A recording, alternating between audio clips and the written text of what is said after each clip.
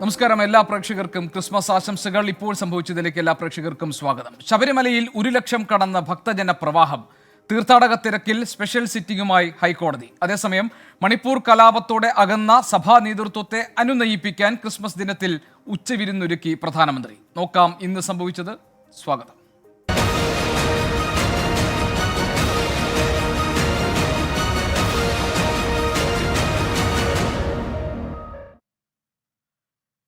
സന്നിധാനത്തെത്താൻ കഠിന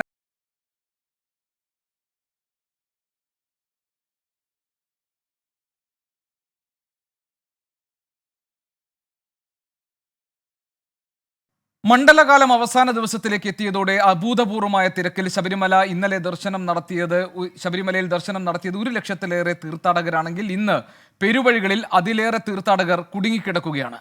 പമ്പയിൽ നിന്ന് വരി നിന്ന് 12 മണിക്കൂറിന് ശേഷമാണ് പലരും 18-ാം പടിയിലെത്തുന്നത്. നിലയ്ക്കലിലെ പാർക്കിംഗ് മൈതാനം നിറഞ്ഞതോടെ ഇടത്താവളങ്ങളിൽ നൂറുകണക്കിന് വാഹനങ്ങൾ തടഞ്ഞിട്ടിരിക്കുകയാണ്. പൊൻകുന്നം പാലാ റോഡിലും വൈക്കം മഹാദേവ ക്ഷേത്രത്തിലും വാഹനങ്ങൾ തടഞ്ഞതോടെ പ്രതിഷേധവും ഉയർന്നു.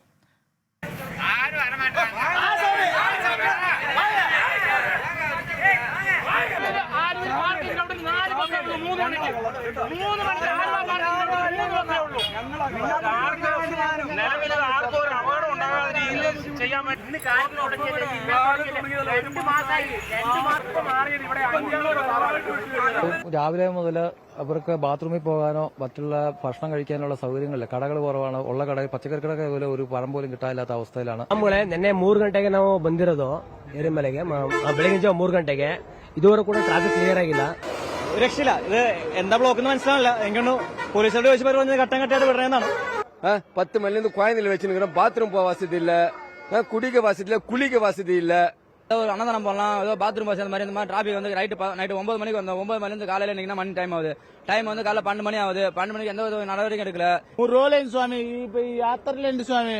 స్థానాలకి ఫుడ్లకి మొత్తానికి ఇబ్బంది అయిపోయింది స్వామి. വിഷയം ഗുരുതരമായതോടെ ഹൈക്കോടതി അവധി ദിവസമായിട്ടും പ്രത്യേക സിറ്റിംഗ് നടത്തി. ഇന്ന് ആവശ്യമെങ്കിൽ DGPയോട് നേരിട്ട് ഇടപെടാൻ കോടതി നിർദ്ദേശിച്ചു. ഇടത്താവളങ്ങളിൽ അടിയന്തര സൗകര്യം ഒരുക്കാനും ആവശ്യപ്പെട്ടിട്ടുണ്ട് കോടതി.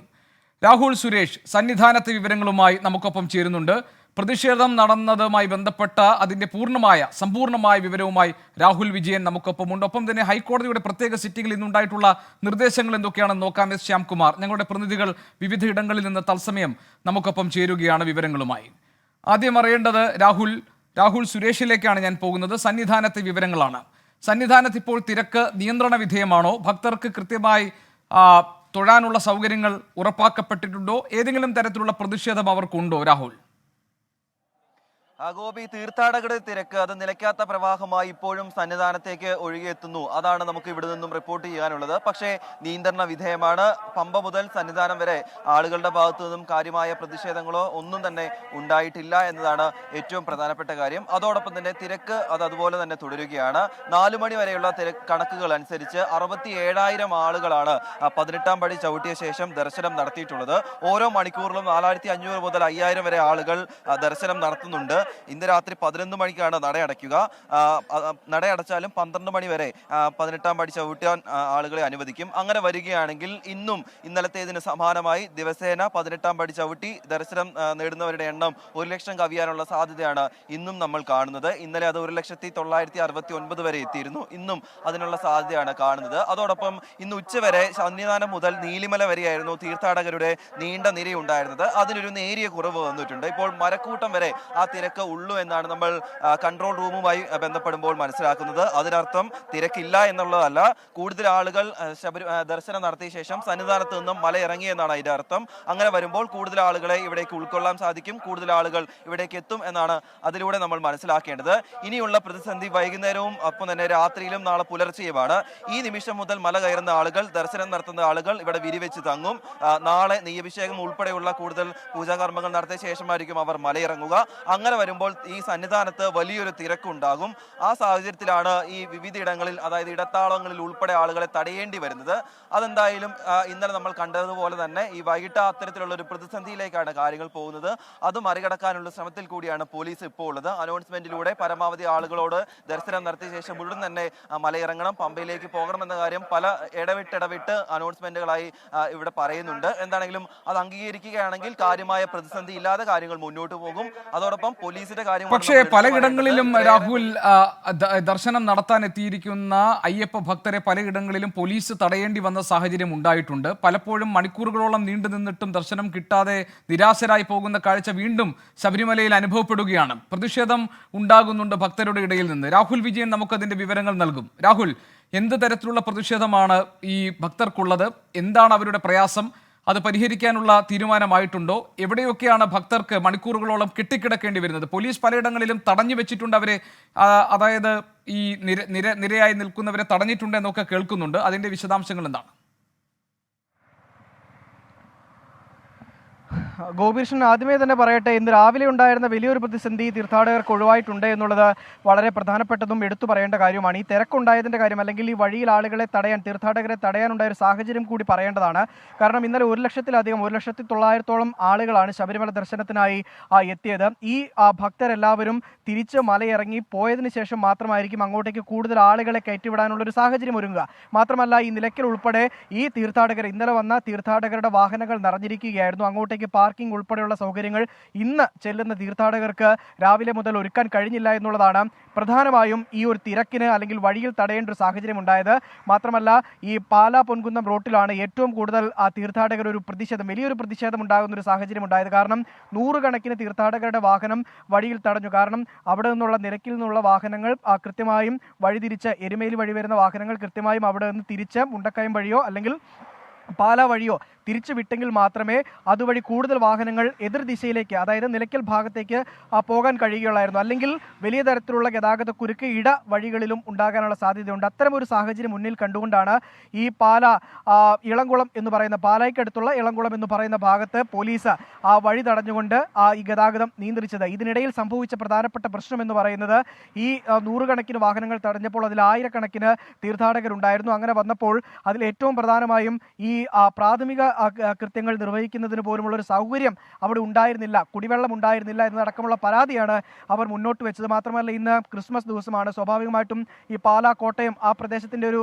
ഘടനയനുസരിച്ച് ഇന്നത്തെ ദിവസം, ഈ ഒരു അവധി ദിവസത്തിൻ്റെ ഒരു സൂചന ലഭിച്ചാൽ പോലും കടകളൊന്നും പലതും തുറക്കില്ല. അങ്ങനെ വരുമ്പോൾ അവർക്ക് കൃത്യമായിട്ട് വെള്ളം ലഭിക്കുകയോ ഭക്ഷണം ലഭിക്കുകയോ ചെയ്തില്ല എന്നുള്ളതാണ് അവിടെ ഒരു പരാതിയായി ഉയർന്നത്. പിന്നീട് മാധ്യമ വാർത്തകൾ വന്നതിന് പിന്നാലെ പോലീസ് ഇടപെട്ടുകൊണ്ട്, ജില്ലാ കളക്ടർ ഉൾപ്പെടെ ഇടപെട്ടുകൊണ്ട് നിയന്ത്രിത അളവിൽ വാഹനങ്ങൾ കടത്തിവിട്ടു. ഇപ്പോഴെന്തായാലും ആ പാലാ പൊൻകുന്നം റോഡ് ശാന്തമാണ്. എരുമേലിയിൽ ഇടത്താവളങ്ങളിൽ വാഹനങ്ങൾ പിടിച്ചിടുന്നുണ്ട്. അവിടെ തീർത്ഥാടകർക്ക് ആവശ്യമായ സൗകര്യങ്ങൾ ഒരുക്കിയിട്ടുണ്ട്.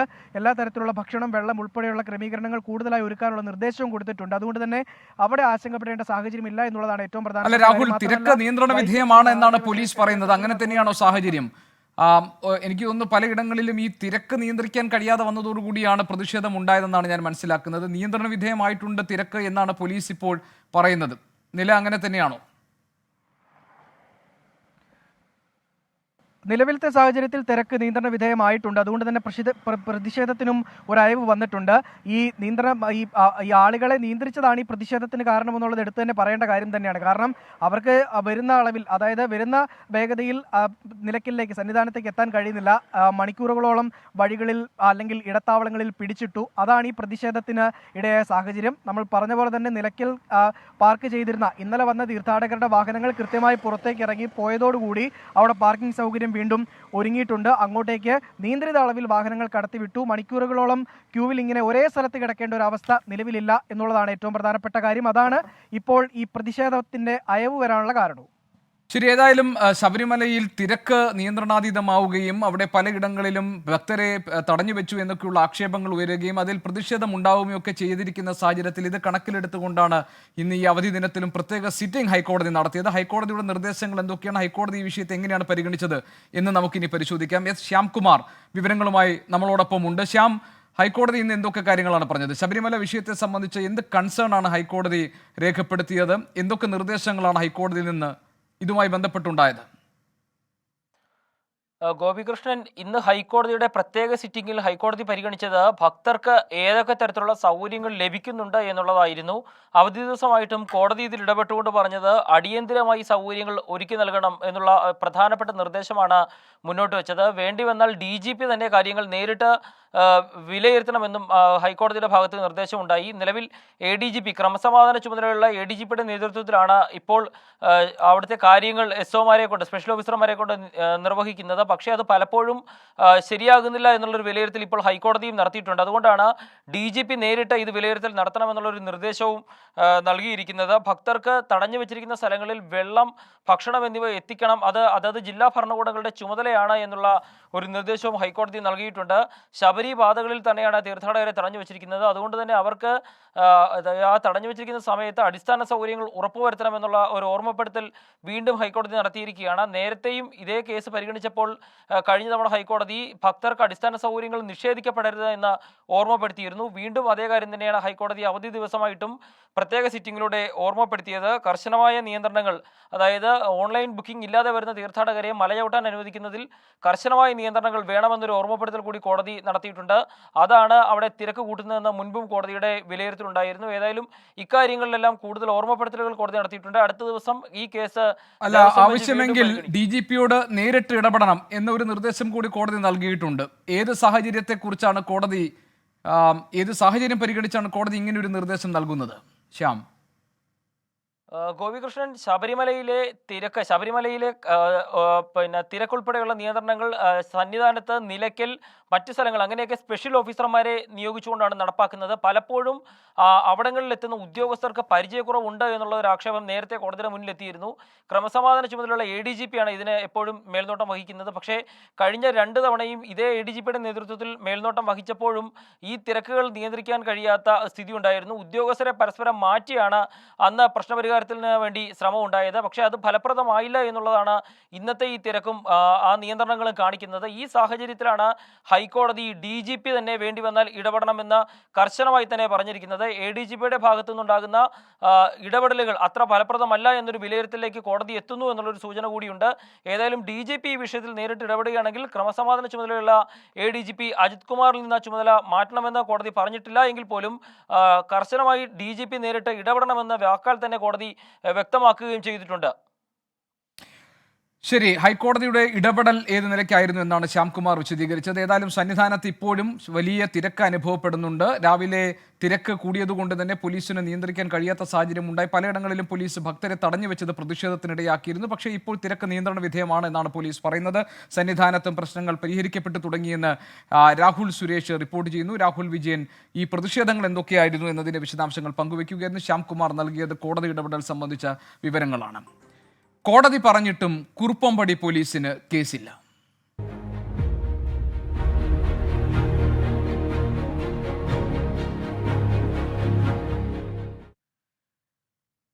പോലീസ് അതിക്രമ വിവാദങ്ങൾക്കിടെ നവകേരള സദസ്സിൽ സുരക്ഷയൊരുക്കിയ പോലീസുകാർക്ക് പ്രത്യേക സമ്മാനം. സിവിൽ പോലീസ് ഓഫീസർ മുതൽ IG വരെയുള്ളവർക്ക് ഗുഡ് സർവീസ് എൻട്രി നൽകും. DGPയെ മറികടന്ന് ക്രമസമാധാന വിഭാഗം ചുമതലയുള്ള ADGPയുടേതാണ് ഈ നിർദ്ദേശം. അതേസമയം കോടതി പറഞ്ഞിട്ടും മുഖ്യമന്ത്രിയുടെ സുരക്ഷാ ഉദ്യോഗസ്ഥർക്കെതിരെ കേസെടുക്കാതെ കുറുപ്പംപടി പോലീസ്. നവകേരള സദസ്സ് വാഹനത്തിന് നേരെ ഷൂ എറിഞ്ഞ കേസിൽ കസ്റ്റഡിയിലെടുത്ത പ്രതികളെ മർദ്ദിച്ച ഉദ്യോഗസ്ഥർക്കെതിരെ കേസെടുക്കാനായിരുന്നു കോടതി ഉത്തരവിട്ടത്. ഈ പരാതിയിലാണ് കേസെടുക്കാതെ ഉദ്യോഗസ്ഥരെ പോലീസ് സംരക്ഷിച്ചുകൊണ്ടേയിരിക്കുന്നത്. ഷഫീദ് റാവുത്തർ പോലീസുകാർക്ക് ഗുഡ് സർവീസ് എൻട്രി നൽകാനുള്ള തീരുമാനം സംബന്ധിച്ച വിവരങ്ങൾ തിരുവനന്തപുരത്ത് നൽകും.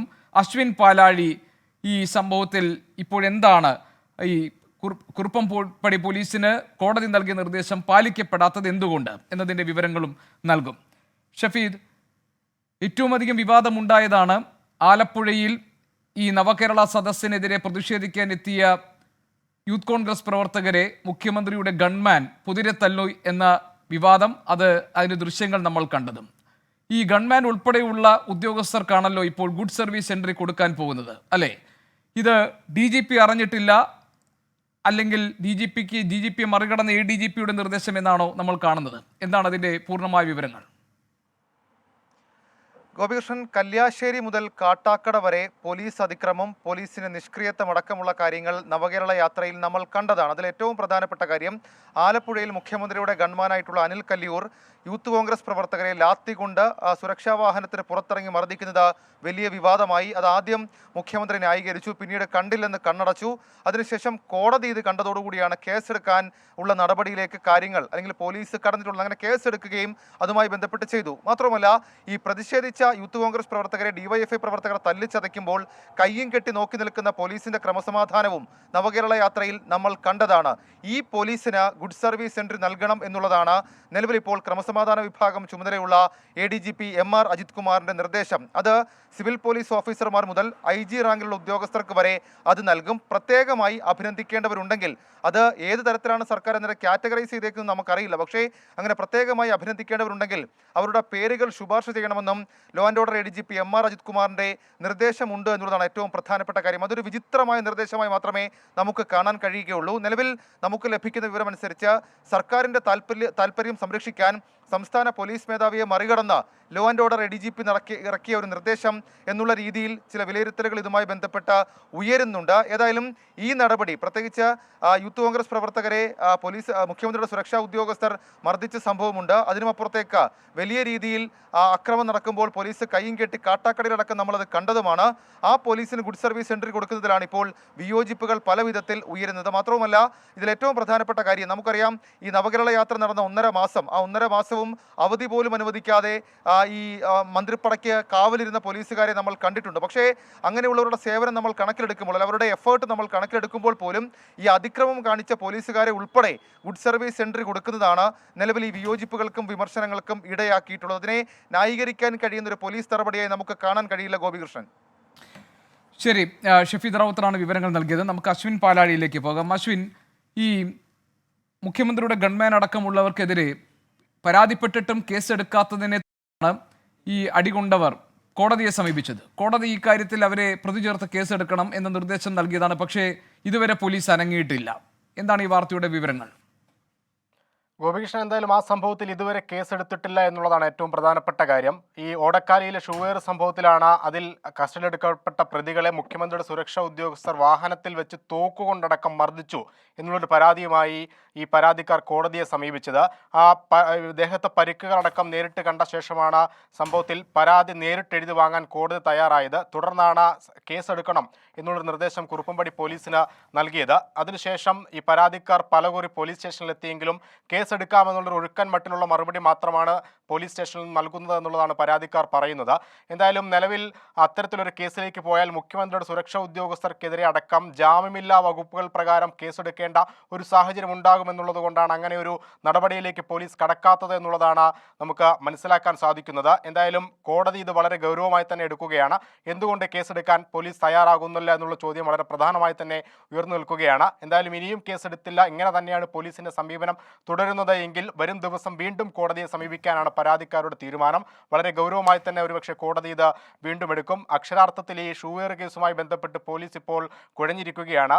മറ്റ് മാധ്യമം വിനീത വിജിക്കെതിരെ എടുത്ത കേസിൽ CDR പോലും പുറത്തു പോകുന്ന ഒരു സാഹചര്യം ഉണ്ടായിരുന്നു. അതടക്കം പോലീസിന്റെ ഭാഗത്തുനിന്ന് ഈ കേസിൽ വളരെ ഗുരുതരമായ വീഴ്ചയാണ് സംഭവിച്ചുകൊണ്ടിരിക്കുന്നത് എന്നുള്ളതാണ് ഏറ്റവും പ്രധാനപ്പെട്ട. മാത്രമല്ല അശ്വിൻ, ഈ അടികൊണ്ട് മർദ്ദനമേറ്റവർക്ക് കോടതിയെ സമീപിക്കേണ്ടി വന്നത് തന്നെ പോലീസിൽ പരാതിപ്പെട്ടിട്ടും പോലീസ് കേസെടുക്കാതിരിക്കുകയും ഇതൊക്കെ സുരക്ഷാ സംവിധാനങ്ങളുടെ അതൊരുക്കുന്നതിന്റെ ഭാഗമായിട്ടാണ് ഈ മർദ്ദനം പോലും എന്ന് വ്യാഖ്യാനിക്കുകയും ചെയ്തതിനെ തുടർന്നാണ് കോടതിയെ തന്നെ സമീപിച്ചത്. പക്ഷെ കോടതി പറഞ്ഞതും അത് തന്നെയാണ്, കേസെടുക്കണം എന്ന് പറയുന്നു. പക്ഷെ പോലീസ് അനങ്ങുന്നില്ല. നേരെ മറിച്ച് ഈ ഇതിലെ ഗൂഢാലോചനയുണ്ടെന്ന് ആരോപിച്ച് 24 റിപ്പോർട്ടർക്കെതിരെ 24 റിപ്പോർട്ടറെ പ്രതിയാക്കി 5ാം പ്രതിയാക്കി കേസ് എടുക്കുകയും ചെയ്യുന്നു, അല്ലേ? തീർച്ചയായും ഗോപീഷ്, അങ്ങനെ തന്നെയാണ്. ഏകപക്ഷീയമായുള്ളൊരു നടപടിയാണ് പോലീസിന്റെ ഭാഗത്തുനിന്ന് ഉണ്ടാകുന്നത്. അക്ഷരാർത്ഥത്തിൽ അല്ലെങ്കിൽ ദൃശ്യങ്ങൾ സഹിതം തെളിവുള്ള അല്ലെങ്കിൽ കോടതി പോലും കേസെടുക്കാൻ പറഞ്ഞ കാര്യങ്ങളിൽ ഇപ്പോഴും മെല്ലപ്പോക്ക് തുടരുകയും അതേസമയം ഗൂഢാലോചന എന്നുള്ള ഗുരുതരമായ വകുപ്പുകൾ ചേർത്ത് മാധ്യമ പ്രവർത്തനം നടത്തിയവർക്കെതിരെ കേസെടുക്കുകയും ചെയ്യുന്ന ഒരു സമീപനമാണ് കുറുപ്പംപടി പോലീസിന്റെ ഭാഗത്തുനിന്ന് ഉണ്ടായിരിക്കുന്നത്. എന്തായാലും അവധിക്ക് ശേഷം കോടതി തുറക്കുമ്പോൾ പോലീസ് കോടതിയിൽ വിയർക്കുമെന്നുള്ള കാര്യത്തിൽ സംശയമില്ല. ഇക്കാര്യങ്ങൾക്കെല്ലാം കുറുപ്പംപടി CI അടക്കം മറുപടി പറയേണ്ട ഒരു സാഹചര്യത്തിലേക്ക് കാര്യങ്ങൾ നീങ്ങും. CDR പുറത്തുപോയതും എന്തുകൊണ്ട് കോടതി നിർദ്ദേശിച്ചിട്ട് കേസെടുത്തില്ല എന്ന കാര്യങ്ങളിലടക്കം എന്താണ് പോലീസിന് മറുപടി നൽകാനുള്ളത് എന്നുള്ളതാണ് ഇനി ഏറ്റവും പ്രധാനമായി നോക്കിക്കാണേണ്ടത്. വരും ദിവസങ്ങളിൽ കോടതിയിൽ അതിന് പോലീസ് മറുപടി നൽകേണ്ടി വരും. ഗോപികൃഷ്ണൻ. ശരി, ഷഫീദ്, ഈ ഗുഡ് സർവീസ് എൻട്രിക്ക് വേണ്ടി പരിഗണിക്കുന്നത് മുഖ്യമന്ത്രിക്ക് ശരി ഷഫീദ്, എനിക്കൊന്ന് സാങ്കേതിക തടസ്സമുണ്ട്, നമുക്ക് തിരികെ വരാം. ഏതായാലും ഷഫീദ് റാവുത്തർ തിരുവനന്തപുരത്ത് നിന്ന് പോലീസുകാർക്ക് ഗുഡ് സർവീസ് എൻട്രി നൽകുന്നതുമായി ബന്ധപ്പെട്ട ADGPയുടെ നിർദ്ദേശം, അതിന്റെ വിശദാംശങ്ങൾ നൽകുകയായിരുന്നു. അതോടൊപ്പം തന്നെ പോലീസ് കേസെടുക്കാൻ പറഞ്ഞിട്ടും അനങ്ങാതിരിക്കുന്ന കുറുപ്പംപടി പോലീസിന്റെ നീക്കങ്ങൾ സംബന്ധിച്ച കാര്യങ്ങൾ വിശദീകരിക്കുകയായിരുന്നു അശ്വിൻ പാലാഴി. ലോകം ക്രിസ്മസ് ആഘോഷത്തിൽ.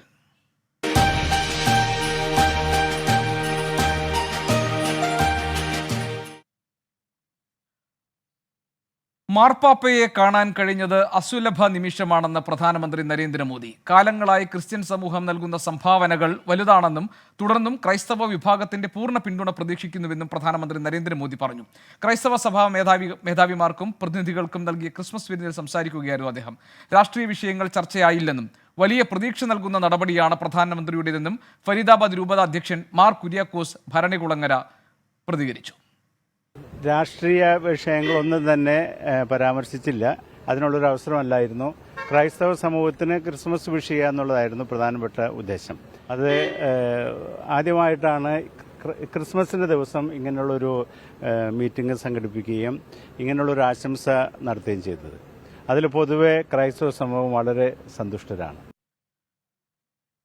കൂടിക്കാഴ്ചകൾ തുടരുമെന്ന് സ്വാഭാവികമായും പ്രതീക്ഷിക്കാമെന്ന് മലങ്കര ഓർത്തഡോക്സ് സഭയുടെ ഗുരുഗ്രാം ബിഷപ്പ് തോമസ് മാർ അന്തോണിയോസ് പറഞ്ഞു.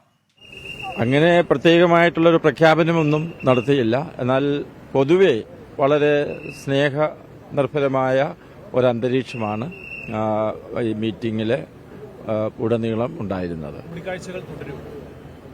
കൂടിക്കാഴ്ചകൾ തുടരുമെന്ന് സ്വാഭാവികമായിട്ടും നമുക്ക് പ്രതീക്ഷിക്കാവുന്നതാണ്.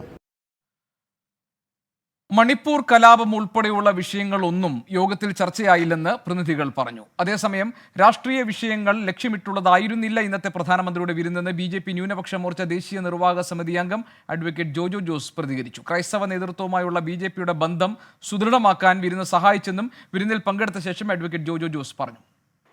ഒന്ന്, ആരോഗ്യ മേഖലകളിൽ അതേപോലെ തന്നെ വിദ്യാഭ്യാസ മേഖലയിൽ ക്രിസ്ത്യാനികൾ വഹിക്കുന്ന പങ്കിനെക്കുറിച്ച് അദ്ദേഹം ഊന്നി പറഞ്ഞു.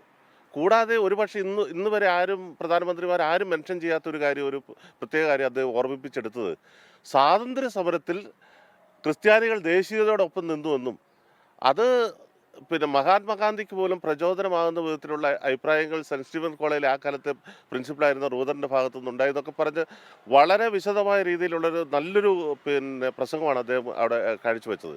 തീർച്ചയായിട്ടും ഇത് മോദി ഗവൺമെൻറ്റും ക്രൈസ്തവ വിഭാഗവും തമ്മിലുള്ള ബന്ധം കൂടുതൽ ഊട്ടിയുറപ്പിക്കുന്നതിന് സഹായകരമാകും എന്നാണ് ഞാൻ വിശ്വസിക്കുന്നത്. ആർ രാധാകൃഷ്ണൻ വിവരങ്ങളുമായുണ്ട്. ആർക്കെ, ഈ ക്രിസ്മസ് ദിനത്തിൽ നരേന്ദ്രമോദിയുടെ ഈ ക്രിസ്മസ് വിരുന്ന്, അതിൻ്റെ ഒരു രാഷ്ട്രീയ പ്രാധാന്യം എന്താണ്?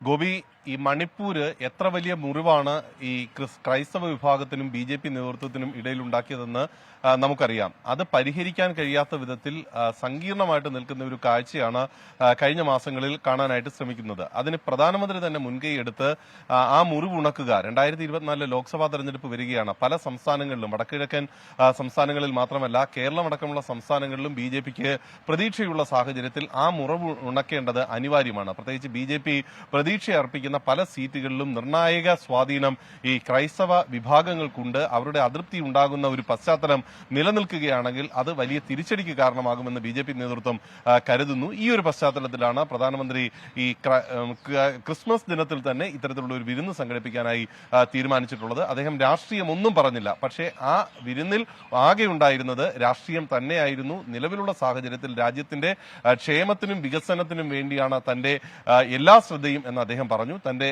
സർക്കാരുമായി ബന്ധപ്പെടുന്ന കാര്യത്തിൽ എല്ലാവിധത്തിലും ന്യൂനപക്ഷങ്ങൾക്ക് അനുകൂലമാകുന്ന സമീപനമാണ് സ്വീകരിക്കുന്നത് എന്നതടക്കം സൂചിപ്പിക്കാൻ അദ്ദേഹം ശ്രമിച്ചു.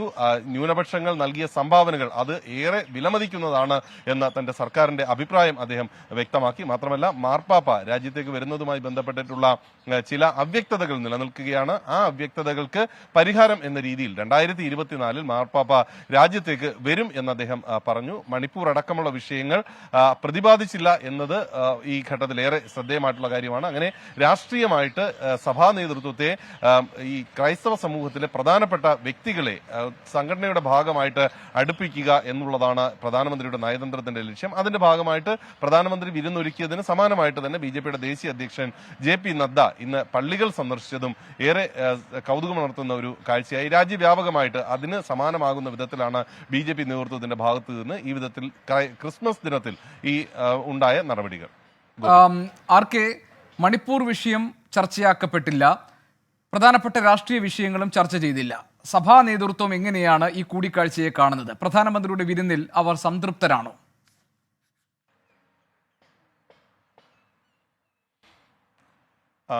ഗോപി, ഇതില് മണിപ്പൂർ വിഷയത്തെ സംബന്ധിച്ചിട്ടുള്ള കാര്യങ്ങൾ പരാമർശിച്ചിട്ടില്ല എന്ന് ഈ കൂടിക്കാഴ്ചയുടെ ഭാഗമായിട്ട്, ഈ വിരുന്നിന്റെ ഭാഗമായിട്ട് പങ്കെടുത്തവർ പറയുന്നു. അവർ തന്നെ പറയുന്ന ഒരു കാര്യമുണ്ട്, ഇത് രാഷ്ട്രീയമായിട്ടുള്ള ഒരു കൂടിക്കാഴ്ചയായി തങ്ങൾ പരിഗണിക്കുന്നില്ല, മറിച്ച് സമുദായം പ്രധാനമന്ത്രി നരേന്ദ്രമോദി വിളിച്ച ക്ഷണം സ്വീകരിച്ചുകൊണ്ട് ഇന്നത്തെ കൂടിക്കാഴ്ചയുടെ ഭാഗമായിട്ട് പങ്കെടുത്തു എന്നാണ് പറയുന്നത്. തീർച്ചയായിട്ടും മണിപ്പൂർ അടക്കമുള്ള വിഷയങ്ങളിൽ ഒരു പ്രതികരണം പ്രധാനമന്ത്രിയുടെ ഭാഗത്ത് നിന്ന് ഈ അവിടെ ചർച്ചയുടെ ഇതിൽ കൂടിക്കാഴ്ചയുടെ ഭാഗമായിട്ട് പങ്കെടുത്തവർ പ്രതീക്ഷിച്ചു. പക്ഷെ അദ്ദേഹം ആ വിധത്തിലേക്ക് ആ കാര്യങ്ങളെ കൊണ്ടുപോയില്ല. അദ്ദേഹം ഈ സംഭാവനകൾ കൂടുതലായി വിവരിച്ച് വഴി ക്രൈസ്തവ സമൂഹത്തിന് തന്റെ സർക്കാർ പ്രാധാന്യം നൽകുന്നു എന്നത് വ്യക്തമാക്കാനാണ് ശ്രമിച്ചത്. അതുവഴി ഇപ്പോഴുള്ള സാഹചര്യങ്ങളെല്ലാം അത് പരസ്പരം മറന്നുകൊണ്ട് മുന്നോട്ട് പോകണം എന്ന വിധത്തിലേക്ക്, അതിൽ ഏതെങ്കിലും വിധത്തിലൊരു മുൻവിധി തനിക്കോ തന്റെ പാർട്ടിക്കോ തന്റെ സർക്കാരിനോ ഇല്ല എന്ന് വ്യക്തമാക്കുകയും ഈ ദിവസം തന്നെ ആദ്യമായിട്ടാണ് ഇങ്ങനെ ഒരു ക്രിസ്മസ് വിരുന്നൊരുക്കുന്നത്, ആദ്യമായിട്ടാണ് അതിനൊരു പുതിയ തുടക്കം അത് തുടങ്ങി വെക്കുകയാണ് എന്ന സന്ദേശം അദ്ദേഹം നൽകാനാണ് ശ്രമിച്ചത്. ഈ ചടങ്ങിൽ പങ്കെടുത്തതിന് ശേഷം പുറത്തു വന്ന സഭാ നേതാക്കൾ ഉൾപ്പെടെ സാമൂഹിക സാംസ്കാരിക മേഖലയിലെ, വ്യവസായ മേഖലയിലെ പ്രമുഖർ, കായിക മേഖലയിലെ പ്രമുഖർ അടക്കമുള്ളവർ ഈ അദ്ദേഹത്തിന്റെ ഇന്നത്തെ വിരുന്നിനെ സ്വാഗതാർഹമായിട്ടുള്ള ഒരു നടപടി എന്നാണ് വിശേഷിപ്പിച്ചത്. ഗോപി, RK, മാർപ്പാപ്പയുടെ ഇന്ത്യ സന്ദർശനം ഉണ്ടാകും എന്ന ഉറപ്പും പ്രധാനമന്ത്രി നൽകിയിട്ടുണ്ട്. എപ്പോഴായിരിക്കും അത് എന്നതിൽ എന്തെങ്കിലും സൂചന പ്രധാനമന്ത്രി നൽകിയോ?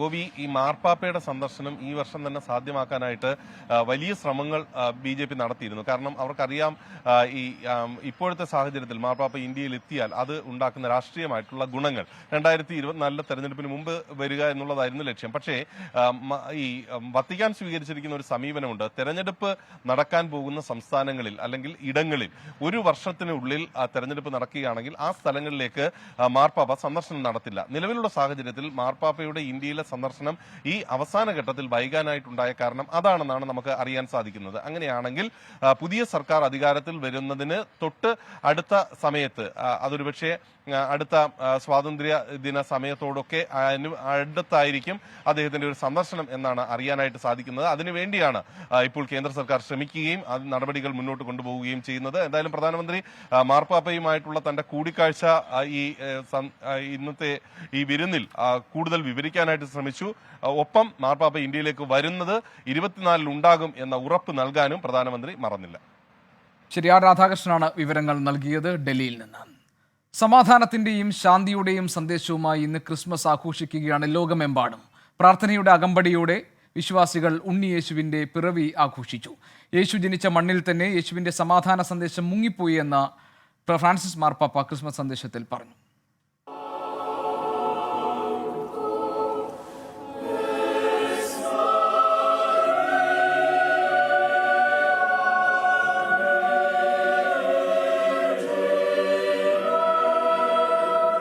പരസ്യമായി ഗസയെയോ ഇസ്രായേലിനെയോ പേരെടുത്ത് പരാമർശിക്കാതെയായിരുന്നു ഫ്രാൻസിസ് മാർപ്പാപ്പയുടെ ക്രിസ്മസ് ദിന സന്ദേശം.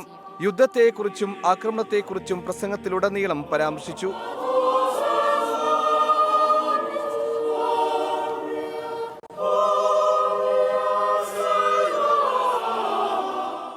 Brothers and sisters, this is the wonder of Christmas. Not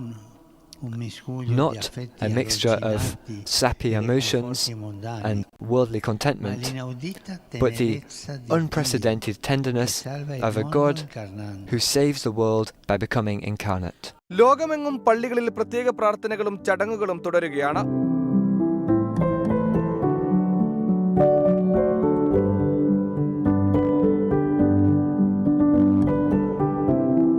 രാജ്യതലസ്ഥാനമായ ഡൽഹിയിലും വിപുലമായ പരിപാടികളാണ് ക്രിസ്മസ് പ്രമാണിച്ച് നടക്കുന്നത്.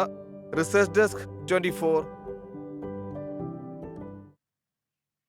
തിരുപ്പിറവി നിറവിൽ കേരളം. പാതിര കുർബാനയും പ്രത്യേക ശുശ്രൂഷകളുമായി തുടങ്ങിയ ദിനം നേരം പുലർന്നപ്പോൾ ആഘോഷങ്ങളുടേതായി മാറി. സമ്മാനങ്ങൾ കൈമാറിയും മധുരം പങ്കിട്ടും ലോകമെങ്ങും ക്രിസ്മസ് ആഘോഷിക്കുകയാണ്.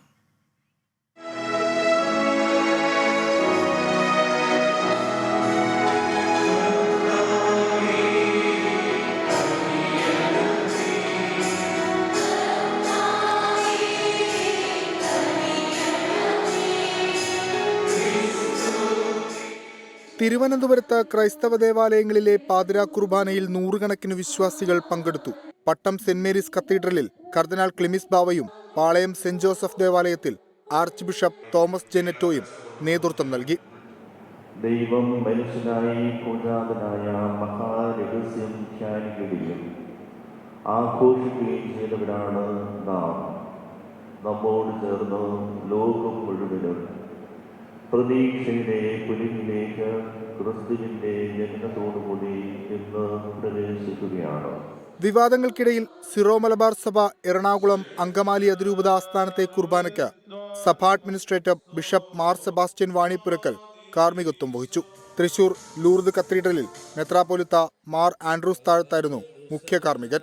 എറണാകുളം സെന്റ് ഫ്രാൻസിസി അസീസി പള്ളിയിൽ വരാപ്പുഴ അതിരൂപത അധ്യക്ഷൻ ജോസഫ് കളത്തിപ്പറമ്പിൽ പാതിരാ കുർബാന അർപ്പിച്ചു.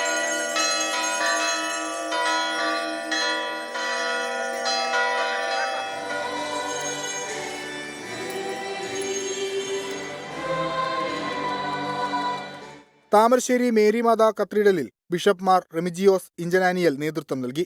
ദേവമാതാ കത്തീഡ്രലിൽ രൂപതാ ബിഷപ്പ് വർഗീസ് ചക്കാലക്കൽ കുർബാന അർപ്പിച്ചു.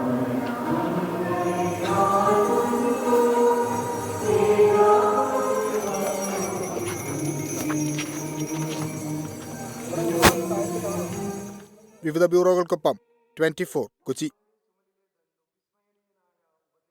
ക്രിസ്തുമസ് ആഘോഷങ്ങളോടനുബന്ധിച്ച് ക്രൈസ്തവ ദേവാലയങ്ങളിൽ നടന്ന പ്രത്യേക കുർബാന രാഷ്ട്രീയ നിലപാടുകളുടെ പ്രഖ്യാപനം കൂടിയായി. പാളയം സെന്റ് ജോസഫ് ദേവാലയത്തിൽ ആർച്ച് ബിഷപ്പ് തോമസ് ജെ നെറ്റോ മുഖ്യമന്ത്രിയുടെ രക്ഷാപ്രവർത്തന പരാമർശത്തെ പരോക്ഷമായി വിമർശിച്ചു.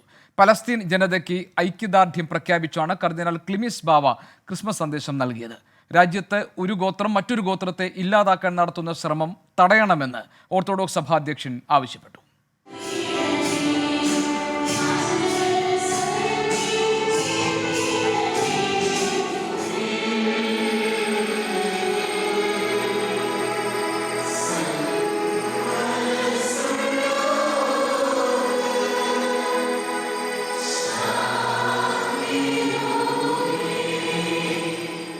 രക്ഷാപ്രവർത്തനത്തിന് പുതിയ വ്യാഖ്യാനം നൽകുന്ന ഒരു സമൂഹത്തിലാണ് നാം ജീവിക്കുന്നതെന്നായിരുന്നു ആർച്ച് ബിഷപ്പ് തോമസ് ജെ നെറ്റോയുടെ വിമർശനം. എല്ലാ വിഭാഗം ആളുകളെയും എല്ലാവരെയും ഉൾക്കൊള്ളുന്ന ആശ്ലേഷിക്കുന്ന സകലർക്കും വേണ്ടി പൂജാതനാകുന്ന ഒരു ദൈവത്തിൻ്റെ മനുഷ്യനായി രൂപം പ്രാപിക്കുന്ന ചിത്രമാണ് പുൽക്കൂട്ടിൽ നമ്മൾ കാണുന്നത്. എല്ലാവരെയും ആശ്ലേഷിക്കുന്ന കേന്ദ്ര സർക്കാരിനെയും തോമസ് ജെ നെറ്റോ വിമർശിച്ചു. ജാതിയുടെയും സമുദായത്തിന്റെയും പേരിൽ മാറ്റി നിർത്തുന്ന പ്രവണത രാജ്യത്ത് കൂടുന്നു. പാളയം സെന്റ് ജോസഫ് ദേവാലയത്തിൽ നടന്ന പാതിരാ കുർബാനയിൽ ശശി തരൂർ MP, BJP തിരുവനന്തപുരം ജില്ലാ അധ്യക്ഷൻ BV രാജേഷ് തുടങ്ങിയവർ പങ്കെടുത്തു. രാജ്യത്ത് ഏതെങ്കിലും ഒരു ഗോത്രം മറ്റൊരു ഗോത്രത്തെ ഇല്ലാതാക്കാൻ ശ്രമിക്കുന്നത് ജനാധിപത്യ ധ്വംസനമാണെന്ന് ഓർത്തഡോക്സ് സഭാധ്യക്ഷൻ ബസേലിയോസ് മർത്തോമ മാത്യൂസ് തൃതീയൻ കത്തോലിക്ക ബാവ 24 പറഞ്ഞു. ഗാസയിലെ ആക്രമണവും ഇസ്രായേലിൻ്റെയും പലസ്തീൻകാരുടെയും അവിടെയുള്ളതായ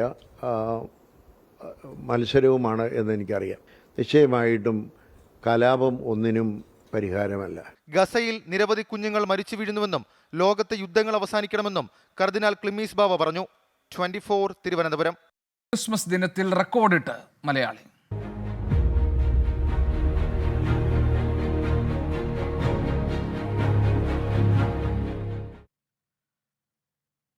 സംസ്ഥാനത്ത് റെക്കോർഡ് മദ്യവിൽപ്പന. 3 ദിവസം കൊണ്ട് ബെവ്കോ ഔട്ട്ലെറ്റ് വഴി വിറ്റത് 154.77 കോടി രൂപയുടെ മദ്യം.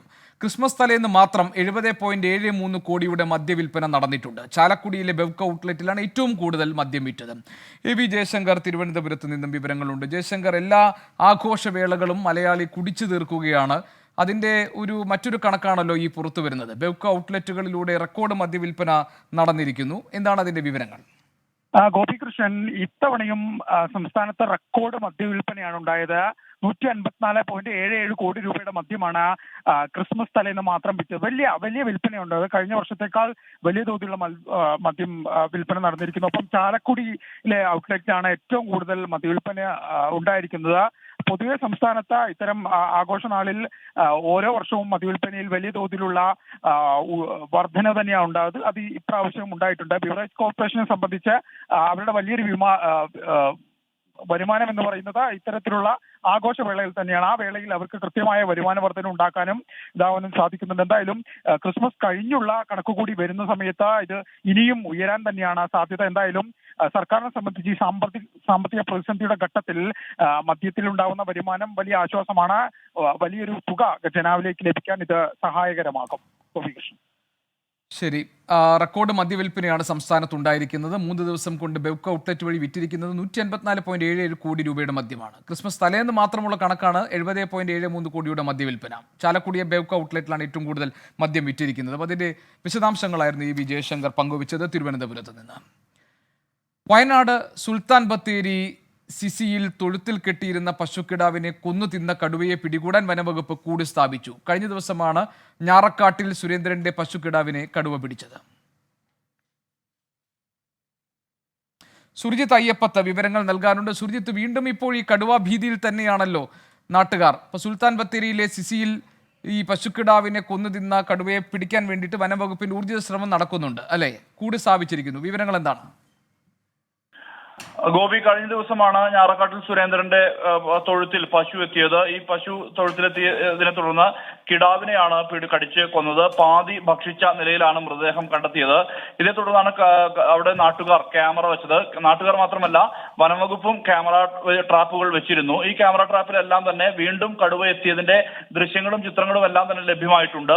ഇതിൽ നാട്ടുകാർ വെച്ച ക്യാമറയിലെ ദൃശ്യങ്ങളാണ് പുറത്തു വന്നത്. ഇതിൽ ജഡം കിടന്നിടത്ത്, അതായത് ഈ പശുക്കിടാവിന്റെ ജഡം കിടന്നിടത്ത് വീണ്ടും കടുവ എത്തിയതിന്റെ ചിത്രങ്ങളും ദൃശ്യങ്ങളുമാണ് പുറത്തു വന്നത്. ഇതിന്റെ അടിസ്ഥാനത്തിലാണ് ഈ വയനാട് സൗത്ത് DFO കൂട് വെക്കാനായി ചീഫ് വൈൽഡ് ലൈഫ് വാർഡന്റെ അനുമതി തേടിയത്. ഈ അനുമതി ലഭിച്ചതോടെയാണ് വൈകിട്ട് കൂട് സ്ഥാപിച്ചിരിക്കുന്നത്. ഈ മേഖലയിലെ കടുവ സാന്നിധ്യം പതിവായ സാഹചര്യത്തിൽ വലിയ ആശങ്ക പ്രദേശവാസികൾക്കുണ്ട്. ക്ഷീരകർഷകനായ പ്രജീഷ് കടുവയുടെ ആക്രമണത്തിൽ കൊല്ലപ്പെട്ട ആ മൂടക്കൊല്ലി എന്ന് പറയുന്ന പ്രദേശമുണ്ട്. ആ പ്രദേശത്ത് നിന്ന് ഏതാണ്ട് 3.5 കിലോമീറ്റർ മാത്രമാണ് ഈ CC എന്ന് പറയുന്ന പ്രദേശം. ഈ CCയുടെ അടുത്ത്, അതായത് ഇതിനടുത്തുള്ള മറ്റൊരു പ്രദേശമായ ഞാറ്റാടി എന്ന് പറയുന്ന പ്രദേശത്ത് സമാനമായ രീതിയിൽ തന്നെ കടുവ സാന്നിധ്യം ഈ പ്രജീഷ് കൊല്ലപ്പെട്ടതിന്റെ ഏതാണ്ട് ഒരു 4 ദിവസം കഴിഞ്ഞപ്പോൾ റിപ്പോർട്ട് ചെയ്യപ്പെട്ടുള്ളതാണ്. എന്തായാലും കടുവകൾ തുടർച്ചയായി പുറത്തിറങ്ങുന്നത് വലിയ രീതിയിലുള്ള പ്രതിസന്ധി ജനജീവിതത്തെ സാരമായി ബാധിക്കുന്ന വിധത്തിലേക്ക് മാറിയിട്ടുണ്ട്. ഇതിന്റെ പ്രധാനപ്പെട്ട കാരണമായി വനംവകുപ്പ് ചൂണ്ടിക്കാട്ടുന്നത് ഒരു മേറ്റിംഗ് പീരീഡ് ആണ്. അതുകൊണ്ടാണ് ഈ കടുവകളുടെ സാന്നിധ്യം കൂടുതൽ കാണുന്നത് എന്നുള്ള തരത്തിലാണ് വനംവകുപ്പ് നിലപാട് വ്യക്തമാക്കുന്നത്. എന്തായാലും ഇത് വലിയ അളവിൽ ആളുകളെ സംബന്ധിച്ച് വലിയ പ്രശ്നമായി മാറുന്നുണ്ട്. എന്തായാലും സ്വാഭാവികമായി ഇപ്പോൾ നാട്ടുകാരെ സംബന്ധിച്ച് അവർക്ക് സ്വന്തം വീട്ടിൽ നിന്ന് പുറത്തിറങ്ങാൻ ഭയമായിരിക്കുമല്ലോ. ഈ കടുവ എവിടെയാണ്, ഏത് പ്രദേശത്താണുള്ളതെന്ന് കണ്ടുപിടിക്കാൻ കഴിഞ്ഞിട്ടില്ല. മാത്രമല്ല, എല്ലാ തവണയും നമ്മൾ കൂട് സ്ഥാപിക്കുന്നു, ക്യാമറകൾ സെറ്റ് ചെയ്യുന്നു. അപ്പോൾ സ്വാഭാവികമായിട്ടും നാട്ടുകാർ ഭീതിയുടെ നിഴലിൽ തന്നെയായിരിക്കും കഴിയുന്നത്. അവരെന്താണ് പറയുന്നത്? നാട്ടുകാരെ സംബന്ധിച്ച് ഇത് തന്നെയാണ് കാരണം. ഈ കടുവയെ പിടികൂടുക എന്നുള്ള ആവശ്യമാണ് നാട്ടുകാർ ഉന്നയിക്കുന്നത്. ഈ വാഗേരിയിലെ അനുഭവം, നേരത്തെ ഉണ്ടായ അനുഭവത്തിന്റെ പശ്ചാത്തലത്തിൽ തന്നെയാണ് ഇവർ ഇക്കാര്യം വ്യക്തമാക്കുന്നത്. നരഭോജി കടുവ പുറത്തിറങ്ങുകയും അത് ഒരാളെ കൊല്ലുകയും ചെയ്തു, കൊന്ന് ഭക്ഷിക്കുകയും ചെയ്ത ഒരു സാഹചര്യം. ആ സാഹചര്യത്തിന്റെ ആശങ്ക എല്ലാം തന്നെ നിലവിലുണ്ട്. ഇതുമായി ബന്ധപ്പെട്ട്, അതായത് കൂടല്ലൂർ മൂടക്കൊല്ലി പ്രദേശത്തിന് 5 കിലോമീറ്റർ ചുറ്റളവിലാണ് വീണ്ടും കടുവ സാന്നിധ്യം തുടർച്ചയായി റിപ്പോർട്ട് ചെയ്യപ്പെടുന്നത്. പക്ഷേ വനംവകുപ്പിനെ സംബന്ധിച്ച ഒരു പ്രതിസന്ധി, ഇതുമായി ബന്ധപ്പെട്ട ഒരു മാനദണ്ഡമുണ്ട്, SOP ഉണ്ട്. SOP പാലിച്ചു മാത്രമേ വനംവകുപ്പിന് മുന്നോട്ട് പോകാൻ കഴിയുകയുള്ളൂ. കടുവയെ സാന്നിധ്യം സ്ഥിരീകരിച്ചു കഴിഞ്ഞാൽ അത് ക്യാമറ ട്രാപ്പ് വഴിയാണ് സ്ഥിരീകരിക്കുക. അത്തരത്തിൽ സ്ഥിരീകരണത്തിന് ശേഷം കൂട് വെക്കുക എന്ന നടപടിയാണ്. ഇതിനുശേഷം പിന്നെയും കഴിയാത്തൊരു സാഹചര്യം ഉണ്ടായ മയക്കുവെടി വെക്കുക, പിന്നീട് അതും സാധ്യമായില്ലെങ്കിൽ വെടിവെച്ച് കൊല്ലുക. അത്തരത്തിലുള്ള ഒരു SOP നിലവിലുണ്ട്. ആ SOPയുടെ അടിസ്ഥാനത്തിൽ മാത്രമാണ് വനംവകുപ്പിന് പ്രവർത്തിക്കാൻ കഴിയൂ എന്നുള്ളതാണ് വനംവകുപ്പ് വ്യക്തമാക്കുന്നത്. എന്തായാലും വേഗത്തിൽ തന്നെ, അതായത് കടുവയുടെ സാന്നിധ്യം സ്ഥിരീകരിച്ച് ഉടൻ തന്നെ കൂട് വെക്കുക പ്രായോഗികമല്ല. അത് സ്ഥിരീകരിക്കണം ഏത് കടുവയാണെന്ന്. അതുൾപ്പെടെയുള്ള നടപടി നടപടികൾ വനംവകുപ്പ് സ്വീകരിക്കും എന്നുള്ളതാണ് വനംവകുപ്പിന്റെ ഭാഗത്തു നിന്ന് വരുന്ന പ്രതികരണം. എന്തായാലും നിലവിൽ കൂട് സ്ഥാപിച്ചിട്ടുണ്ട്. ആളുകളെ സംബന്ധിച്ചിടത്തോളം വലിയ രീതിയിലുള്ള ആശങ്ക നിലവിലുണ്ട്. കാരണം അവർ അവരുടെ കന്നുകാലികൾ മറ്റും വളർത്തിയാണ് അവിടെ ജീവിതം മുന്നോട്ട് പോകുന്നത്. മാത്രമല്ല പുറത്തിറങ്ങുമ്പോൾ പോലും ഭയം ഉണ്ടാകുന്ന ഒരു സ്ഥിതിയുണ്ട്. രാത്രി പുറത്തിറങ്ങാൻ പോലും ആളുകൾക്ക് ഭയമാണ്. പ്രത്യേകിച്ച് കടുവയുടെ സാന്നിധ്യം വീണ്ടും സ്ഥിരീകരിക്കപ്പെടുന്നു. ഒരു കടുവയെ കൂട്ടിലാക്കി, പക്ഷേ എന്നിട്ടും അതിനുശേഷവും വീണ്ടും കടുവയുടെ സാന്നിധ്യം തുടർച്ചയാകുന്നു എന്നത് വലിയ അളവിലുള്ള ആശങ്കയാണ് ആളുകളെ സംബന്ധിച്ചുള്ളത്. ഗോപി. ശരി, സുർജിത്ത് അയ്യപ്പത്താണ് വയനാട്ടിൽ നിന്നും വിവരങ്ങൾ നൽകിയത്. കടുവ ഭീതിയിൽ തന്നെയാണ് നാട്ടുകാർ കഴിയുന്നത്. അതുകൊണ്ട് തന്നെ വനം വകുപ്പ് ഇക്കാര്യത്തിൽ പെട്ടെന്ന് തന്നെ തീരുമാനമുണ്ടാക്കണമെന്ന ആവശ്യം നിലനിൽക്കുന്നുണ്ട്. പുതിയ കൂട് സ്ഥാപിച്ചിട്ടുണ്ട്. കടുവ അതിൽ കുടുങ്ങുമോ എന്ന് കാത്തിരിക്കുകയാണ് നാട്ടുകാർ. സുർജിത്ത് അയ്യപ്പത്ത് അതിന്റെ വിശദാംശങ്ങൾ നൽകി. ചികിത്സ തേടാനെത്തിയ കുഞ്ഞിനോട് കൊടും ക്രൂരത.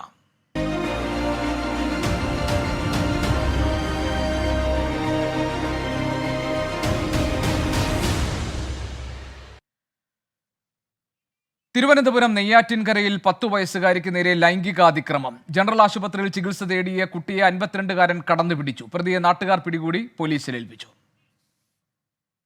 ഇന്നു രാവിലെ 10:30-ക്കായിരുന്നു സംഭവം. നെയ്യാറ്റിൻകര ജനറൽ ആശുപത്രിയിൽ കണ്ണിന് ചികിത്സ തേടിയെത്തിയ കുട്ടിയാണ് ആക്രമണത്തിനിരയായത്. കണ്ണിൽ മരുന്നൊഴിച്ചിരിക്കവേ 52-കാരൻ കടന്നുപിടിക്കുകയായിരുന്നു. കുട്ടി ബഹളം വെച്ചതോടെ ഓടി രക്ഷപ്പെടാൻ ശ്രമിച്ച പ്രതിയെ ആശുപത്രിയിലുണ്ടായിരുന്നവരും നാട്ടുകാരും ചേർന്ന് പിടികൂടി പോലീസിലേൽപ്പിച്ചു. ഉദിയൻകുളങ്ങര സ്വദേശി സതീഷാണ് പോലീസ് കസ്റ്റഡിയിലുള്ളത്. പ്രതിയെ കോടതിയിൽ ഹാജരാക്കും. 24 തിരുവനന്തപുരം. കൂടിക്കാഴ്ചയ്ക്കുള്ള രാജ്യസഭാ അധ്യക്ഷൻ ജഗ്ദീപ് ധൻഖറിന്റെ ക്ഷണം വീണ്ടും നിരസിച്ച് മല്ലികാർജ്ജുൻ ഖാർഗെ. ഡൽഹിക്ക് പുറത്തായതുകൊണ്ട് കൂടിക്കാഴ്ചയ്ക്ക് എത്താൻ കഴിയില്ല എന്നാണ് വിശദീകരണം. കൂടിയാലോചനകളില്ലാതെ ബില്ലുകൾ പാസാക്കിയതിലെ അതൃപ്തിയും ഖാർഗെ രാജ്യസഭാ അധ്യക്ഷനെ അറിയിച്ചിട്ടുണ്ട്. രണ്ടാം തവണയാണ് രാജ്യസഭാ അധ്യക്ഷൻ ജഗദീപ് ധൻഖറിന്റെ ക്ഷണം മല്ലികാർജ്ജുൻ ഖർഗെ നിരസിക്കുന്നത്.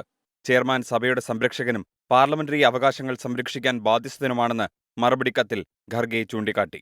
ചർച്ചയില്ലാതെ ബില്ലുകൾ പാസാക്കിയത് ചരിത്രത്തിലെ തെറ്റായ തീരുമാനമാണെന്നതും അത് പ്രതിപക്ഷത്തെ വേദനിപ്പിച്ചെന്നും ഖർഗെ വ്യക്തമാക്കി.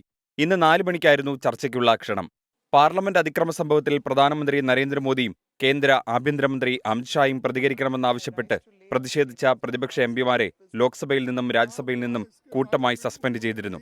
സഭ തടസ്സപ്പെടുത്തിയത് ആസൂത്രിതവും തന്ത്രപരവുമാണെന്നായിരുന്നു പ്രതിപക്ഷത്തെ കുറ്റപ്പെടുത്തിയുള്ള ഉപരാഷ്ട്രപതിയുടെ വിമർശനം. കൂട്ട സസ്പെൻഷനിൽ TMC MP കല്യാൺ ബാനർജി രാജ്യസഭാ അധ്യക്ഷനെ അനുകരിച്ചതിൽ കടുത്ത വിമർശനമാണ് ജഗദീപ് ധൻഖർ അറിയിച്ചത്. 24 ഡൽഹി. തൊടുപുഴയ്ക്കടുത്ത് തൊമ്മൻകുത്ത് പുഴയിലെ 2 യുവാക്കൾ മുങ്ങി മരിച്ചു. തൊമ്മൻകുത്ത് വാഴക്കാല ഒറ്റപ്പളക്കൽ മോബിസ് ഐസക്, ചീങ്കൽ സിറ്റി താന്നിവിള ബ്ലസൻ സാജൻ എന്നിവരാണ് മരിച്ചത്. കുളിക്കാൻ ഇറങ്ങിയപ്പോഴാണ് ഇരുവരും അപകടത്തിൽപ്പെട്ടത്. രാഹുൽ വിജയൻ ഇടുക്കിയിൽ നിന്ന് വിവരങ്ങളുമായുണ്ട്. രാഹുൽ, ഈ തൊമ്മൻകുത്ത് പുഴയിൽ യുവാക്കൾ മുങ്ങി മരിക്കാനിടയായ സാഹചര്യം എന്താണ് ഈ അപകടത്തിന് മറ്റു വിവരങ്ങൾ? ഉച്ചയ്ക്ക് ശേഷമാണ് ഈ അപകടം ഉണ്ടാകുന്നത്. ഇവർ രണ്ടുപേരും, ഈ മരിച്ച രണ്ടുപേരുടെയും ബന്ധുക്കളും ഒപ്പം ഉണ്ടായിരുന്നു എന്നുള്ളതും ഏറ്റവും പ്രധാനപ്പെട്ട കാര്യമാണ്. ഇവർ ഈ ക്രിസ്മസ് ഒക്കെ ആയതുകൊണ്ട് തൊമ്മൻകുത്ത് വെള്ളച്ചാട്ടം കാണുന്നതിന് വേണ്ടി എത്തിയതാണ്. ഈ ചിങ്കൽ സിറ്റി എന്ന് പറയുന്നത് ഈ അടുത്തുള്ള പ്രദേശം തന്നെയാണ്. ഈ തൊമ്മൻകുത്തിനടുത്തുള്ള പ്രദേശമാണ്. ഇവർ ഈ അടുത്ത് തൊമ്മൻകുത്ത് വെള്ളച്ചാട്ടം കാണാൻ വരികയും അവിടെ വെള്ളത്തിൽ ഇറങ്ങാൻ ശ്രമിക്കുകയും ചെയ്തു. പക്ഷെ അവിടെ ഉണ്ടായിരുന്ന ലൈഫ് ഗാർഡുകൾ അങ്ങോട്ടേക്ക് ഇറങ്ങരുതെന്ന് പറഞ്ഞു. പിന്നാലെ അവർ അവിടെ നിന്ന് കയറി മടങ്ങി തിരികെ വീട്ടിലേക്ക് പോകുന്ന വഴി തൊട്ടടുത്ത് ഈ പുഴ ഒഴുകി വരുന്ന ഒരു സ്ഥലമുണ്ട്. ആ സ്ഥലത്ത് കാൽ കഴുകുന്നതിന് വേണ്ടി ഇറങ്ങിയതാണ്. അങ്ങനെ കാൽ കഴുകാൻ വേണ്ടി ഇറങ്ങിയപ്പോൾ കാൽ ഒഴുകി പുഴയിലേക്ക് വീണു. ഒപ്പമുണ്ടായിരുന്നവരും നാട്ടുകാരും ഒക്കെ ഇവരെ രക്ഷപ്പെടുത്താൻ ശ്രമിച്ചെങ്കിലും ഇവ കയത്തിൽ മുങ്ങി താഴുകയായിരുന്നു. പിന്നീട് ഇവരെ കണക്കെത്തിച്ച് ആശുപത്രിയിലേക്ക് കൊണ്ടുപോയെങ്കിലും ജീവൻ രക്ഷിക്കാനായില്ല എന്നുള്ളതാണ് മനസ്സിലാക്കാൻ കഴിയുന്നത്. രാഹുൽ വിജയൻ ആണ് വിവരങ്ങൾ നൽകിയത്. മലപ്പുറം പുളിക്കലിൽ 15 പേരെ തെരുവ് നായ കടിച്ചു. ആലുങ്ങൽ മൂന്നിയൂർ കോളനി, ചാമപ്പറമ്പ് എന്നിവിടങ്ങളിലുള്ളവരെയാണ് നായ കടിച്ചത്. പരിക്കേറ്റവരെ കോഴിക്കോട് മഞ്ചേരി മെഡിക്കൽ കോളേജ് ആശുപത്രികളിൽ പ്രവേശിപ്പിച്ചിരിക്കുകയാണ്. സമീർ ബിൻ കരീം വിവരങ്ങളുമായുണ്ട്. സമീർ, ഈ തെരുവ് നായ ആക്രമണ ശല്യം രൂക്ഷമായ ഇടങ്ങളാണോ ഈ പ്രദേശങ്ങൾ? ഈ നായയുടെ കടിയേറ്റവരുടെ ആരോഗ്യനില എങ്ങനെയാണ്? ഗോപി, നിലവിൽ നായയുടെ കടിയേറ്റവരുടെ ആരോഗ്യനില തൃപ്തികരമാണ്. കാര്യമായിട്ടുള്ള പ്രശ്നങ്ങളില്ല. മുഖത്തും കൈക്കും കാലിനുമാണ് തെരുവ് നായയുടെ ആക്രമണത്തിൽ പരിക്കേറ്റിരിക്കുന്നത്. ഇന്ന് രാവിലെ 6 മണി മുതൽ ഏതാണ്ട് ഒരു 9 മണി വരെയാണ് കൊണ്ടോട്ടി മേഖലയിൽ ഒരു തെരുവ് നായ പരക്കെ ആക്രമിക്കുന്ന ഒരു സാഹചര്യം ഉണ്ടായത്. പുളിക്കൽ ഒപ്പം തന്നെ പെരിയമ്പലം, ആന്തിയൂർക്കുന്ന് മേഖലയിലാണ് കൂടുതൽ പേരെ കടിച്ചിരിക്കുന്നത്. 15 പേർക്കാണ് ഇത്തരത്തിൽ കടിയേറ്റിരിക്കുന്നത്. ഒരു പോലീസ് ഉദ്യോഗസ്ഥർ, ഒപ്പം തന്നെ ഒരു മദ്രസ വിദ്യാർത്ഥിനി, 3 ഇതര സംസ്ഥാന തൊഴിലാളികൾ ഉൾപ്പെടെയുള്ളവർക്കാണ് കടിയേറ്റിരിക്കുന്നത്. പരിക്കേറ്റവരെ 4 പേരെ പേരെ കോഴിക്കോട് മെഡിക്കൽ കോളേജ് ആശുപത്രിയിലും 4 പേരെ മഞ്ചേരി മെഡിക്കൽ കോളേജ് ആശുപത്രിയിലും മറ്റുള്ളവരെ വിവിധ സ്വകാര്യ ആശുപത്രിയിലും ഒക്കെ ആയിട്ടാണ് പ്രവേശിപ്പിച്ചിരിക്കുന്നത്. നിലവിൽ ആരുടെയും ആരോഗ്യനില ഗുരുതരമല്ല എന്നുള്ളതാണ് ആശ്വാസകരമായിട്ടുള്ള ഒരു കാര്യം. ഗോപി. ശരി, സമീർ ബിൻ കരീം ആണ് വിവരങ്ങൾ പങ്കുവച്ചത്. ജമ്മു കാശ്മീരിൽ സൈന്യം കസ്റ്റഡിയിലെടുത്ത 3 യുവാക്കൾ കൊല്ലപ്പെട്ട സംഭവത്തിൽ സൈന്യം ഉന്നതതല അന്വേഷണം പ്രഖ്യാപിച്ചു. ആഭ്യന്തര അന്വേഷണത്തിന് പുറമെ ബ്രിഗേഡ് കമാൻഡർ തല അന്വേഷണവും ഉണ്ടാകും. ആർ അച്യുതൻ വിവരങ്ങളുമായുണ്ട്. അച്യുതൻ, സൈന്യം പുതിയ അന്വേഷണത്തിന് ഉത്തരവിട്ടിരിക്കുകയാണ്. എന്താണ് ഈ ആഭ്യന്തര അന്വേഷണത്തിന്റെ വിവരങ്ങൾ? ഗോപികൃഷ്ണൻ, ഈ പൂഞ്ചിയിലെ ഭീകരാക്രമണത്തിന് പിന്നാലെയാണ് ഈ ഭീകരാക്രമണവുമായി ബന്ധപ്പെട്ട പ്രദേശവാസികളായ 3 യുവാക്കളെ സൈന്യം ചോദ്യം ചെയ്തത്. തൊട്ടു പിന്നാലെ കഴിഞ്ഞ വെള്ളിയാഴ്ച ഈ 3 യുവാക്കളും കൊല്ലപ്പെട്ട നിലയിൽ കാണുകയായിരുന്നു. ഈ യുവാക്കളുടെ ഈ ദുരൂഹ മരണത്തിൽ നേരത്തെ തന്നെ ഈ ഒരു അന്വേഷണം നടത്തിയിരുന്നു. എന്നാൽ ഇപ്പോൾ ഇന്ന് സൈനിക മേധാവി അടക്കം ഇവിടെ എത്തി ജമ്മു കാശ്മീരിലെത്തി സ്ഥിതിഗതികൾ വിലയിരുത്തി. ഇതിന് പിന്നാലെയാണ് ഇപ്പോൾ സൈന്യം ഒരു ഉന്നതതല അന്വേഷണം പ്രഖ്യാപിച്ചിരിക്കുന്നത്. ഒരു ആഭ്യന്തര അന്വേഷണത്തിന് പുറമെ ബ്രിഗേഡ് കമാൻഡർ തല അന്വേഷണമാണ് ഈ വിഷയവുമായി ബന്ധപ്പെട്ട ഇപ്പോൾ പ്രഖ്യാപിച്ചിരിക്കുന്നത്. ഏതെങ്കിലും തരത്തിലുള്ള ഭീകരരുടെ ഒരു ഇടപെടൽ ഈ മരണവുമായി ബന്ധപ്പെട്ടുണ്ടോ എന്നുള്ളതടക്കമുള്ള കാര്യങ്ങൾ കണ്ടെത്തേണ്ടതുണ്ട്. അതുകൊണ്ട് തന്നെയാണ് സൈന്യം ഒരു ഉന്നത അന്വേഷണത്തിലേക്ക് കടന്നിരിക്കുന്നത്. നിലവിൽ ഈ മേഖലയിൽ ഇപ്പോൾ ഇന്റർനെറ്റിന് താൽക്കാലികമായിട്ടുള്ള നിരോധനം ഏർപ്പെടുത്തിയിട്ടുണ്ട്. ഒപ്പം തന്നെ കൂടുതൽ സേനയെ ഈ പ്രദേശത്ത് വിന്യസിച്ചിട്ടുണ്ട്. ഈ പൂഞ്ചിൽ ഇപ്പോഴും സൈന്യത്തിന്റെ തെരച്ചിലും പുരോഗമിക്കുകയാണ്. അപ്പോൾ സൈനിക നടപടി ജമ്മു കാശ്മീരിൽ പുരോഗമിക്കുന്നു. അതിനിടയിലാണ് ഈ 3 യുവാക്കളുടെ ദുരൂഹ മരണത്തിൽ ഇപ്പോൾ സൈന്യം ഉന്നതതല അന്വേഷണം പ്രഖ്യാപിച്ചിരിക്കുന്നത്. ഗോപികൃഷ്ണൻ. ശരി, ആർ അച്യുതൻ ആണ് ഡൽഹിയിൽ നിന്ന് വിവരങ്ങൾ പങ്കുവച്ചത്. ജമ്മു കാശ്മീരിൽ സൈന്യം കസ്റ്റഡിയിലെടുത്ത 3 യുവാക്കൾ കൊല്ലപ്പെട്ട സംഭവത്തിൽ സൈന്യം ഉന്നതതല അന്വേഷണം പ്രഖ്യാപിച്ചിരിക്കുകയാണ്. ആഭ്യന്തര അന്വേഷണത്തിന് പുറമെ ബ്രിഗേഡ് കമാൻഡർ തല അന്വേഷണവും ഇതിനോടൊപ്പം ഉണ്ടാകും. അതിന്റെ വിവരങ്ങളാണ് ഇപ്പോൾ അച്യുതൻ പങ്കുവച്ചത്. ഇന്ന് സംഭവിച്ച പ്രധാനപ്പെട്ട വാർത്തകളാണ് നമ്മൾ ഈ ക്രിസ്മസ് ദിനത്തിലും പരിശോധിച്ചത്. 24 അഞ്ചിന്റെ വജ്രത്തിളക്കം. ലോകത്തെവിടെയായാലും ഏത് സമയത്തും 24 വാർത്തകളും ഓഗ്മെന്റഡ് റിയാലിറ്റി പാക്കേജുകളും എക്സ്പ്ലെയിനറുകളും വിശദമായി കാണാൻ ഞങ്ങളുടെ യൂട്യൂബ് ചാനൽ നിങ്ങൾക്ക് സബ്സ്ക്രൈബ് ചെയ്യാം.